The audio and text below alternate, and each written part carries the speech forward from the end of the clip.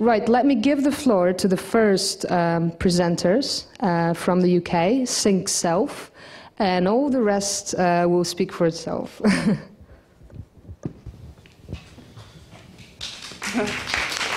Good morning. I'm Karen Palmer. And I'm Richard Baffo. And we're from a company called IF, which is Interactive Film. I just wanted to say before we started, yesterday was a really great experience, thank you very much. And it was really insightful to see the perspective of the brands and the content managers and the different companies. And it was really interesting to see their approach to transmedia and multimedia. It was quite interesting because I felt that some of the, not all, but some was an addition to their existing campaigns, what they were doing with transmedia. And what we'd like to show today with interactive film is that our storytelling and transmedia is an extension of the story. It's an evolution of the story, and it enhances the experience for the player. So we'll just start the presentation. As I said, we're interactive film, which is IF, where storytelling meets technology. So the technology is an extension of the storytelling to enhance the storytelling experience. IF is made up of myself, Karen Palmer, and Richard. I am an interactive director doing commercial work and a digital artist, award-winning digital artist as well.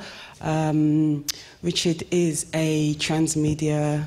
Well, I'm a UX designer and a programmer as well, so I program in a number of different languages. Tend to use mainly visual programming software such as processing and Node.js as well. So yeah, quite technical in that respect. So we kind of work together very well in terms of Karen comes to me and says, "Oh, I've got this. What can we do?" And I say, "Well, let's try something out." Yeah, let's try something that's going to enhance the storytelling experience. Yeah. I'm also a free runner as well. I don't know if the audience is familiar with free running at all. Does anyone know what free running is? Parkour?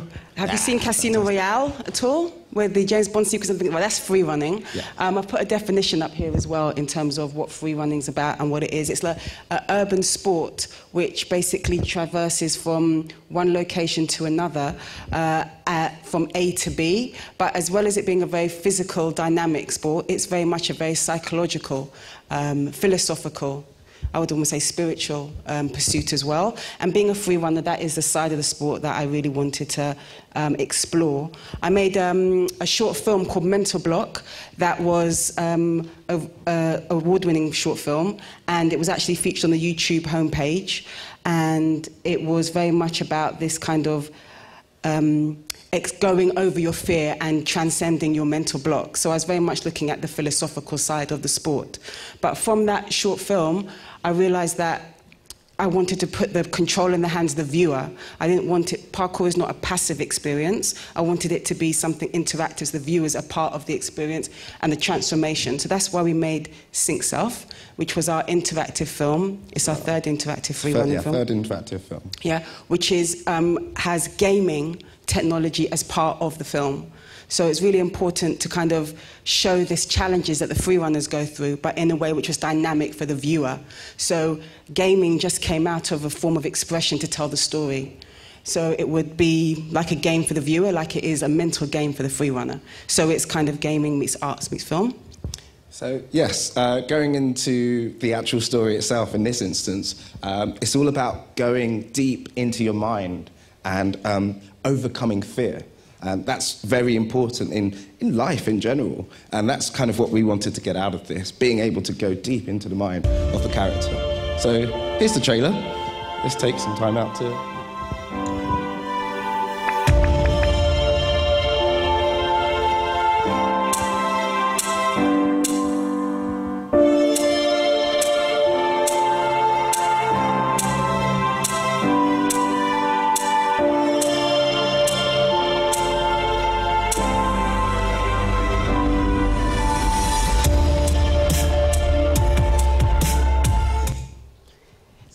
Yes, that was a very, very short trailer. So this was just a trailer to give it insight into the visual side of it, because we just wanted you to see the story and the journey of the characters and how each of the characters is trying to overcome their own personal fear. So as I said before, I'm using parkour as a metaphor. It's not just a film about free running. It's something that is supposed to really inspire people. So the concept of Sync Self is that I'm sure that everybody here has updated the new operating system. If they have an iPhone, that is, I'm going to assume everybody has an iPhone, to the iOS 7. Yes. Because it's really imperative that we have the latest technology, the latest software, otherwise we're behind. But if we think of ourselves as our own kind of mobile device, are we running our own personal operating system? Like, who are we? Where are we going? What are we running the operating system we had when we were like at college or something? What kind of fears are we challenging ourselves on a daily basis, or are we still the same person we were last year? Yeah. So I was kind of using technology because everybody loves technology. In a sense, it's setting a goal. So we outline the goal and we let you go through the challenge to be able to overcome, in a sense, in this instance, fear. And that comes through doing various exercises or little games throughout the film. So the film kind of pauses, lets you prepare, and then you go through the experience itself. Yeah, it's, as I said, like a vicarious experience. It's one where you're experiencing something through the player. Yes. Okay, Yeah. so the function, which isn't talking about functionality. So the functionality behind the film is we allow you to explore the world around the free runner and the free runner themselves. So the free runner narrates what they're going through at this moment in time. We also have a guru, which kind of explains the overall experience of a free runner as well, in terms of going deep into their mind, the thoughts, the spiritual side behind of it. We also have a great, great soundtrack, absolutely amazing soundtrack, which just brings about such a great experience in the film. And also, lastly, you get to hear the soundscape around them. So you get to, if you look at the instance, you get to change the different sliders up and down to change your experience. But create your own unique audio user experience. No two users will have the same experience. Yeah. Some users may just want to listen to the music and watch the film and interact with it. Others may want to listen to what the process that the free runner goes through to overcome fear. So it's very much a personal experience when you watch the film, but it's also like a collective experience. So we've exhibited it in the public realm, and people have said, wow, when they're watching other people, I didn't really even hear that in there because I wasn't listening to it in that way. Yes. So that is an example of how the extension of technology was a part to tell the story. Okay. And yes, and yeah, so, well, in this instance, you can choose between the male and the female. So you get to see two different perspectives behind that. And in a sense, yeah, and then going into the challenges as well. So, for example, one challenge is where you have to rotate your phone to maintain balance on a railing. So if you're sliding off and you don't complete the challenge, you fall off. And that's the end of the film, you die. So going to the technology very, very quickly, it's, we tried to keep things simple. We've used HTML5 technologies, so you can use them on latest devices as well. We've kind of also extended out to using quite small devices as well, such as the Raspberry Pi, to be able to, should pause there, the Raspberry Pi, to be able to push out the technology to other people for very, very cheaply. Very, very cheaply. When we created this project, it was very specific that we wanted to create an app that people could download the app to their own personal mobile device so that they could be a part of that experience and they have that connection. We didn't want them to have some communal device. It's something which they are personally involved in. Yeah. And I think in this instance, it's engaging the public. We've engaged kids. We hired out a cinema. This was one of the commissions we had, and it was really, the projects we make are for all demographics, really across the board. Yeah. But we find that young people in particular, they don't want to be passive observers of storytelling. They very much want to be a part of that process. So it very much appeals to young people, and they find they're very involved and immersed in the experience. Yeah. So in the end, we want to be multi-platform, provide a great experience for for consumers out there and enable them to be a part of the challenge. And that's essentially why we kind of see this, the technology itself, whether it applies to free running or whether it applies to any kind of film. It's all about having that market appeal and providing that experience for that person. This technology could be applied in various ways, not just for free running. So it's a case of what's next? What can we produce next? That's what we'd like to know, essentially. So this, as Richard said, what we're trying to create is, what we are creating, I think, is groundbreaking digital interactive immersive stories. And that is got, we feel, like a market appeal because it's a new form of a different, more dynamic form of storytelling. As it's not just parkour. We've used that as an example because I'm a free runner and I can infuse it as a digital artist with different levels and layers of interpretation. But it could tell any type of story, beyond sport, beyond culture. It could be a film and its different characters' perspectives, and you could be the experience of a certain character. Let me just continue this. Should we finish by... It's just... so you could be a particular character in a film and you're giving that interpretation or that perspective. There's also the educational aspect. As well as creating the films and the interactivity, we've worked workshops with young people where we're encouraging them to interpret their environment through technology. New technology, emerging technologies, and it makes them evaluate how they see the environment that they're in. Yeah. And they've been very successful. Yeah, so we had workshops, and it would allow children to be able to film their experiences, and we put that into a film ourselves, didn't we? Yeah, and that was fantastic. Being able to show that before the actual interactive presentation was really, really lovely. And as well as that, we're also developing Sync Self 2 to be a much more ambitious, dynamic, gaming, character-driven project that we're also developing.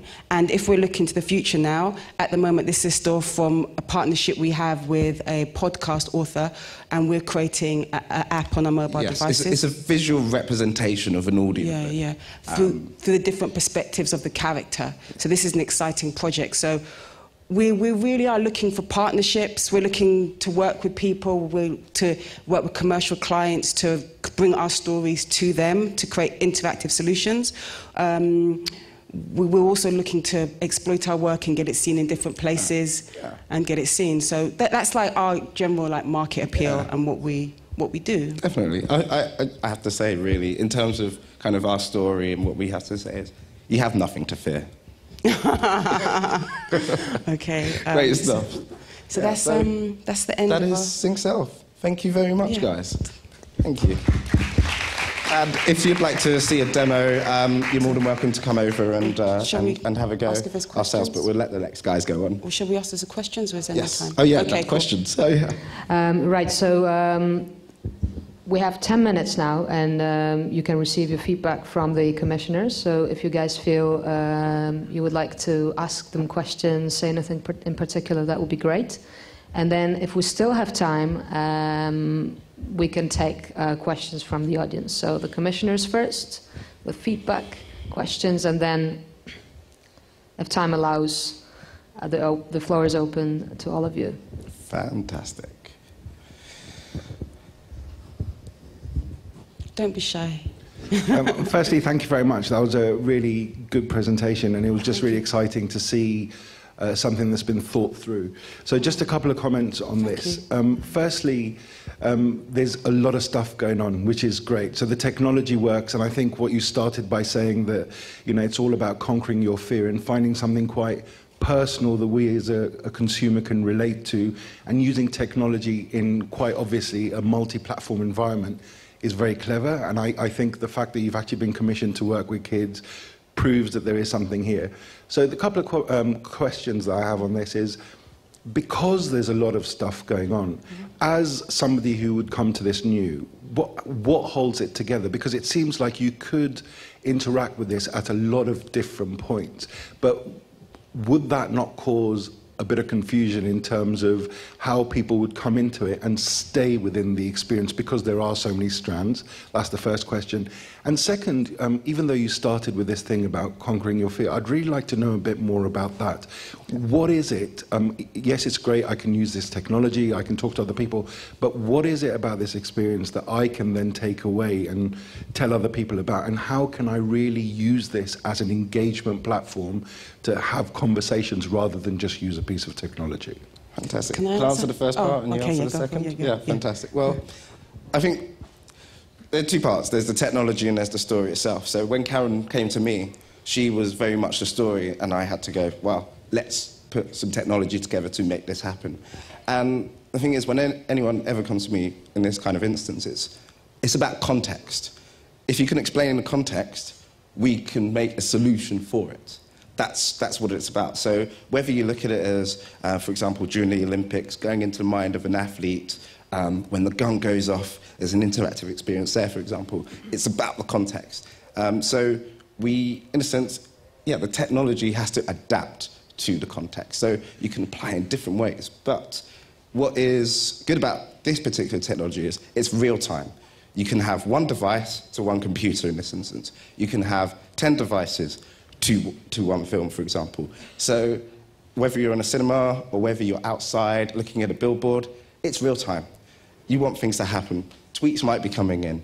Facebook updates, likes, these things can be shown. So it's about providing the context and making sure that the technology fits that can happen in various other ways. But do you want to go on about that? Yeah, I'd also like to answer your first question as well. We showed the project yesterday to the other judge who's not here, Simon, and his comment was almost exactly the same as yours. And he said, you know, there's lots going on here, and do you not feel it's going to be a bit confusing for the viewer? And I said, well, what do you think? And he said, actually, it's quite interesting, though. And I said, well, that's the feedback we've got, but people really like it, but then they kind of have all these options, and they want to keep going to find out more. So it's not really designed to be watched once. It's designed that you kind of say, oh, there's that, and oh, there's that, and oh, I'll watch it again, and oh, I missed that the first time. And it does really well in the public realm, where there's lots of people, because different people interact with it so differently, that people realise that they're not, when they watch it a second time, not really watching the same film, they're watching that person's interpretation of what they're seeing. So we've designed it in a way to give people options. If you feel say you felt that was too confusing, we could look at it in terms of making it less confusing. But at this stage, we're happy that we've given people options for that reason. And we find as well, specifically, young people, they just love it. They're like, what's this? What's it? They're not even thinking consciously, they're just touching things, and they stop when they hear something they like. Yeah. So we feel it really, really works well for that reason. I think in that case, it's choice is good. Too much choice is bad. So it's about providing the right options, the right choices. To the right demographic, though. To the right demographic as well. Yeah. So, and letting them express themselves in the way that they want to and can, but also limiting it a little bit as well, to make sure that it still meets, for example, brands or the kind of objective behind the project itself. Yeah. And to answer your second question about fear, the characters, if you did listen to what they're saying, they're very specifically talking about the process they go through to overcome fear when they're doing a challenge. So in the film, I'm inspired by filmmakers such as like Maya Darren, who are quite experimental fine artists who talk about the emotional psychology of a film as opposed to just a physical documentation. So what I've shown in here is that they go to a very kind of, she goes to a peaceful side within herself. So I've shown the metaphor of they go to like a different area and they come out of the jump and then they go back to the jump and they do the jump, and she talks through that process. And it's almost like a trick in a way, because I'm trying to make inspiring, empowering films that kind of almost the opposite to Grand Theft Auto, that, you know, people are going to look at and go, oh, wow, that's really cool, that person overcame their fear. Oh, how did they do that? Oh, yeah, when I go to school, something's really bothering me. Maybe I can find my own way to overcome my fear. That's kind of what I'm trying to do. So I'm not preaching or saying it's just about free running. It's trying to encourage people to go, oh, they found their way. how do I find my way? Maybe I'll find it through golf or going for a walk or, and I think, keeping it simple. Simple. Unlike GTA, so massive. But yeah, thank you very much for the question. Yeah, thank you very much for your interesting presentation. And I actually had almost the same questions as a colleague, but what I would, as my perception from what I saw was that, well, you talk generally about fear or overcoming the fear, but you would still, your demographics, so the target audience, as I see it, for you would be the people who are into free running, and because let's say for me at least the generalization doesn't go so much beyond into like general fear. Okay. So I would personally I would also that more clear line of story and passion would be desirable. But okay, thank you that's very much. interesting. I think I take on board your comments. Thank you very much. I think if you were to listen to the audio of just listen to them of the films, I think I specifically edited in the way that they're not talking about a jump, or they're just talking about the process of overcoming fear. So I have used, as I said, parkour as a metaphor, but many audiences have been able to access it beyond the parkour. But I do take on board what you're saying. If that's yeah. No, but we're here to get feedback, and you know what you're talking about. I can say even I've listened to the film probably 800, 1,000 times, and it really has instilled a sense of overcoming my own fear, for example, and really, really powerful. Actually, it reminds me, when I put Mental Block up on Facebook, I had a friend of mine, and he listened to it about how, because there's a part in Mental Block, the first film I made, where the guy says, when he sees a challenge in front of him, he imagines there's a mad axe murderer behind him, and he's chasing after him, and if he doesn't get over that wall, he's going to die. And my friend in Dubai Facebooked me back and goes, I need that kind of Mental Block attitude. I've got some stuff going on in Dubai that I just have to keep on going, and if I stop, I was like, that's perfect, you know, that's exactly what I want to hear. So I understand your perspective, but I find that when people listen to the audio in particular, that they are able to connect with it emotionally on that level. Yeah, I've just got one question. What I really like about the project is that it's simple and that it's somehow fun, even though there's been quite a lot of things going on in parkour and YouTube, and I think all of us have seen a bit of it. I think it's something really nice as a metaphor as well, but it's fun, and you'll be able to share it. That's what I really like about it. I've got one question, since I didn't try it out, or I couldn't, I think. Not yet. You can try it after. Yeah, I would like to. How would you, just to make it concrete, how would you explain the difference in perspective, male and female, just for example? How does it work? Oh, that's a very good question. Very good question. Well, you asked me a really difficult one yesterday. At the moment, it just is more about them as their personalities and how they overcome fear. So I haven't really explored it as like the male is specifically different because he's male, or that she's different. They're more individuals. Yeah, I think I can explain it in a sense that with the female, it's very much going deep inside herself to be able to find the spots that brings out her abilities. And with the guy, it is about stillness, being calm, being focused, and being able to overcome the fear of the jump. It's quite a big jump. Yeah, so I guess maybe her response may be more emotional, maybe, in that way. Okay. Yes. In that way. And what do you see? I mean, as far as I got it, you could pick between female and male, for example, to get the different perspectives. So what is it actually, how is it visualized? So what you saw actually was the trailer of both the short films. There's two films, the male and the female, 3 minutes each, and then you pick the female film, and then you decide which audio you want to listen to, and then you'll get to the challenge of the balance, and then you'll have to rotate your app device so that it balances. So if you don't balance, she doesn't make the balance, and she will come off the rail. Whereas if you maintain the balance for her, she'll continue and she'll complete the challenge. Okay, so it's a real physical response to the device, and then it actually occurs that in the real-life film, there's actually a physical response to it. Indeed. What we did was we took the iPhone gyroscope, so what you use for the compass, and we're able to send the signals to the computer and say, rotate the film, please, rotate the film, which is a nice experience. And that triggers off the interactive film, basically. It controls it. It determines the outcome. Okay, and with the male film, his was about speed. So at the jump he made at the end, if you would have to do like a speed challenge on your iPhone, and if you didn't make the challenge, he would not make the jump, and he would come off the wall. Okay. So you would determine the outcome. So it really is like real-time gaming meets filmmaking. Okay, well, that sounds great. Thank you. It's a good thing you asked that question, actually. Very lovely, thank you. So, yes, that's it, really? Yeah. We're not allowed anymore. Oh, no. We can take one question from the audience, then. We have a few minutes. Hannah. Hi. Hello. I was just wondering, when you come to the next iteration, do you think you might offer your audience a chance to engage with it by uploading their own films, recording their own experiences? That's so interesting, actually, because Sync Self 2 has a community aspect to it, where the concept I have is that people would upload their own experiences of fear and put on there how they've overcome it, so that other people can look and go, oh, that's how they did it. Oh, that's really interesting, because I did it that way. You know, and it doesn't have to relate to even parkour. It could be fear that they had a talk at a Filmteractive festival or something. You know, it could be anything to do with how they overcame it, because it's more, I just using parkour as a metaphor because it's such a dynamic metaphor, but it's more about the concept. Yeah, I think it's all about finding the right, having the right context in which to use that technology. The technology is there, it's available, we can do it. So if Karen wants to make it happen, we'll make it happen. You know, I kind of look forward to hearing his concept, but the technology is there, let's make it happen. Okay, cool.